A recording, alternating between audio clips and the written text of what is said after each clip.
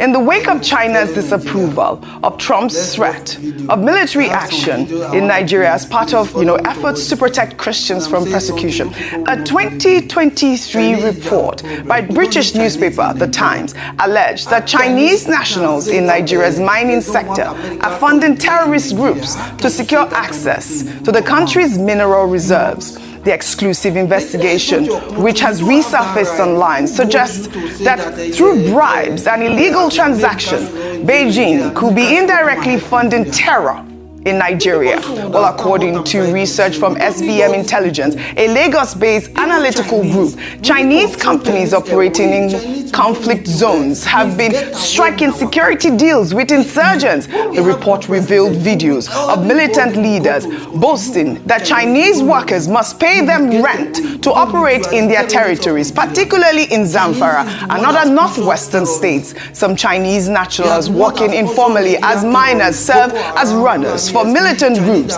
and control gold mining operations across remote areas. The report noted that Chinese contractors often smuggle minerals out illegally, with several arrests recorded, including 27 miners in Osun State in 2020 and a Chinese citizen jailed for 5 years in October for processing 25 tons of lithium-containing minerals. Well, this investigative report adds another complex international dimension to Nigeria's security crisis.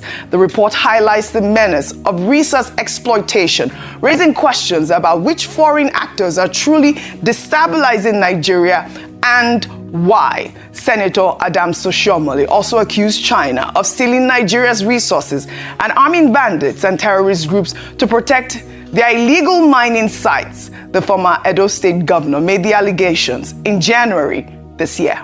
Let's take a look. Those involved in this illegal mining, they use choppers. They procure arms exactly the same way as our military were doing in the South.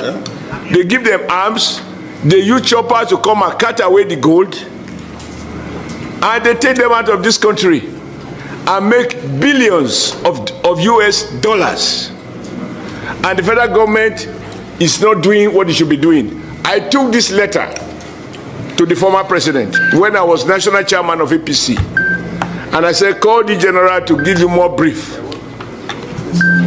In fact, what is happening, or what subsequently happened in that part of the country, was exactly what the general told me was going to happen. Because these guys have been weaponized by the illegal big men who deploy them, secure territories, and the weapon is meant to protect the Chinese and other foreigners who they actually employ to carry out the mining. And on occasion, they use the same weapon to carry out banditry, kidnapping, and all of the terrible things that are going on. Some retired military officers, army officers are involved in it. The day we can't tell the truth, this country cannot flourish. We can't change our, when it affects our people, we are at our best. We talk strong. Some other people appear to be above the law. That is what is going on with solid mineral. It is not that we don't know where it is. We have a whole survey of where we have what across the length and breadth of Nigeria. All right, Ayo Adams Oshiomhole's statement highlights what many see as hypocrisy in China's position on Nigeria's security crisis. While Beijing has criticized Trump's intervention threats, allegations suggest Chinese mining operations may be directly contributing to the violence by funding and arming the very groups terrorizing Nigerian communities. Ayo, we've seen these reports. So there's so many dimensions to this story, and it ties in with all that we have discussed earlier today. Number one is that yesterday we had said to be cautious about praising China's speaking up for Nigeria against the Trump's announcement and designation of Nigeria as a country of particular concern. At the end of the day, as has been mentioned, no one has the interest of Nigeria, or no country is altruistic in their interventions or diplomatic conversations with a nation. It's always country first. If only Nigeria too, in playing in this table, can put country first. I say this because OJ, it's not for a lack of intelligence or a lack of information, because we have had a number of people come out to make very significant claims like this, as the Senator Adams Oshiomhole had made on the floor of the Senate. Number one, we had a list released from Dubai around the financiers of banditry. We've had Nasir El-Rufai, former governor of Kaduna State, give explosive interviews around the people who are funding or enabling banditry and territory. We've had a number of people, high-ranking people, come out to tell us who and who. But I said it and I continue to say it.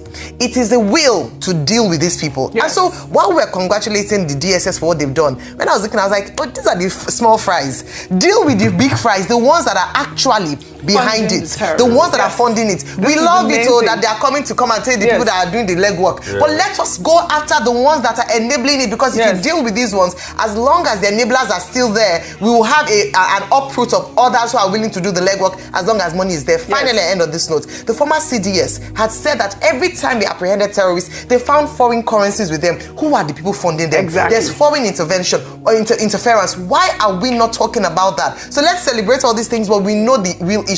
Until we tackle the real issues and have the political will to cut off the head of the big wigs, we're not going anywhere. So let us be very honest about this. We don't have leaders that think of the interest of Nigeria. Pure and simple. The Chinese it's just the interest of their own pockets. They do. They cannot at this point. When you see reports Nigeria to our nation without complicity by people on ground. On ground. Who are the That's just it. We don't have leaders that love our country. When you see reports like this is what it is. It's evident that these are the issues. But at the end of the day, we must tackle insecurity. We must tackle the people that are killing Nigerians.